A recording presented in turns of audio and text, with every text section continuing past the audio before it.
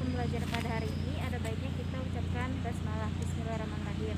Kemarin kita sudah belajar tentang alif lam qamariyah dan alif lam syamsiyah. Sekarang kita masuk ke pembelajaran baru yakni bab 2, yaitu tentang hukum bacaan saktah, tashil, ismam, nakal dan imalah. Sebelum memulai pembelajaran ada baiknya kalian isi link dulu, diberi waktu sampai pukul 2 siang.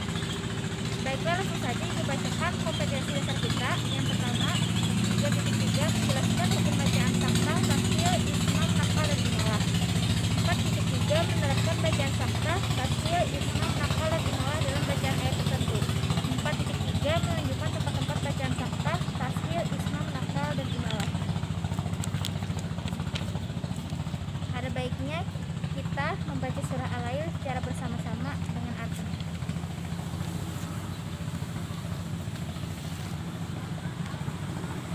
Ya, langsung saja kita masuk ke pelajaran halaman 9 tentang saktah. Bagi yang tidak ada buku paket bisa aja di searching tentang saktah. Saktah secara bahasa yakni berhenti sejenak. Kalau secara istilah ialah berhenti sejenak tanpa bernapas sekadar 2 harakat atau seukuran panjang mata bibi pada kalimat yang ada tanda saktah. Tanda saktah di sini adalah huruf sin. Dan tanda huruf saktah ada di 4 surah. Yang pertama surah Al-Kahfi ayat 1. A'udzubillahi minasyaitonirrajim. Bismillahirrahmanirrahim. Alhamdulillahilladzi anzala ala abdihil kitaba wa lam yaj'al lahu iwaja. Nah, kalaunya kehabisan napas biasanya kan ambil napas dulu, lahu iwaja. Napas dulu sedikit, hanya dilanjutkan ayatnya. Yang untuk ayat kedua surah Yasin ayat 52. Qalu ya wailana mambasana mim marqadina. Ambil napas dulu. Hada ma wa'adar rahman wa sadaqal mursalun. Jadi begitulah anak-anaklah cara membacanya. Untuk ayat ketiga wakila manra. Ayat keempat ada surah Al-Mutaffifin ayat 14. Kala bar, ambil napas dulu, barana ala qulubihim ma kanu yaksibun. Ya, langsung ke pembahasan selanjutnya ada tashil. Tashil menurut bahasa artinya ringan, sedangkan menurut istilah adalah mengeluarkan suara antara hamzah dan alif. Jadi tashil adalah meringankan ucapan dengan mengeluarkan suara antara hamzah dan alif tanpa mat. Ya, langsung saja Ibu akan membacakan surah Fussilat ayat 44. A'udzubillahi minasyaitonirrajim. Bismillahirrahmanirrahim. Walau ja'alnahu Qur'anan a'jamiyyan laqalu laula fussilat ayatuh a'jamiyyu wa arabi.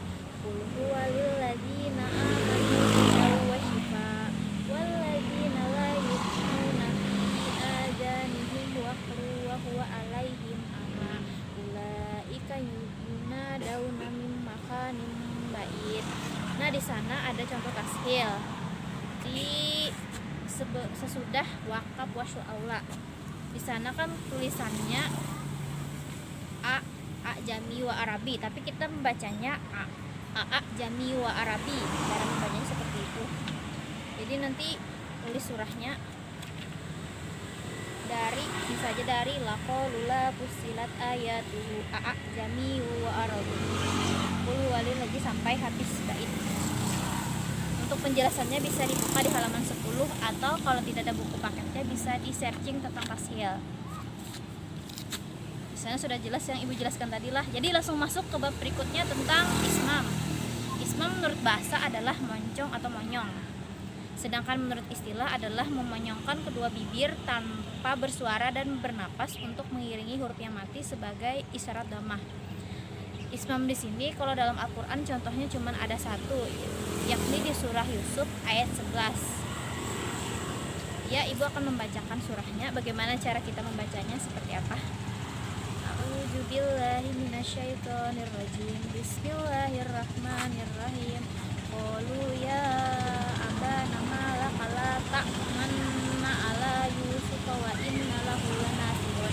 Di sana Ibu kan sudah jelas la ta'manna. Jadi kita harus memoncongkan dulu anak-anak la ta'manna, moncong sedikit. Seperti itu cara membacanya lah. untuk dilihat dari tulisannya, dan situlah penjelasannya di bawah kalau nyari cara paham. Ya, langsung masuk ke bab berikutnya tentang nakal. Nakal secara istilah ialah hamzah yang berbaris kasrah dari kata ismum dibuang, kemudian barisnya dipindah pada lam yang sebelumnya berupa alif lam sehingga menjadi al ismu, kemudian dihubungkan dengan kata sebelumnya bisa, maka alif lam tidak berfungsi, seperti sejenis kayak menghilangkan hurufnya tuh. Nah, dengan kata lain nakal ialah menghilangkan bunyi alif lam, jadi lamnya tuh seperti dibuang lah. Contohnya nakal ini cuma ada satu dalam Al-Quran, yakni surah Al-Hujurat ayat 11.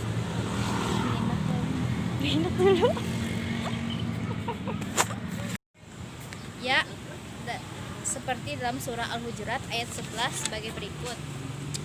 Baiklah, ibu akan membacakan surahnya. A'udzubillahi minasyaitonirrajim. Bismillahirrahmanirrahim. Ya ayyuhalladzina amanu la yaskhar qaumun min qaumin asa ayyakunu khairam minkum wala nisa'um min nisa'in asa ayyakuna khairam minkum wala talamizu anfusakum wala tanabaju bil alqab bi'salismul fusuqu ba'dal iman wa man lam yatub fa ulaika humuz zalimun. Shadaqallahul azim. Di sana tulisannya bi'sal ismu, tapi kita cara membacanya menjadi bi'salismu seperti yang ibu contohkan tadi lah. Ya, langsung saja kita masuk ke pembagian imalah. Imalah menurut bahasa artinya miring atau condong, sedangkan menurut istilah imalah adalah menyondongkan suara fathah ke arah kasrah sehingga keluar bunyi mendekati bunyi huruf seperti dalam surah Hud ayat 41. A'udzubillahi minasyaitonirrajim. Bismillahirrahmanirrahim. Bismillahi majreha wa mursaha. Di sana dari kata majreha, jadi ibu membacanya menjadi majreha. Di sana imalah cuma ada satu di dalam surah Hud ayat 41. Ini menurut pendapat Imam Hafs.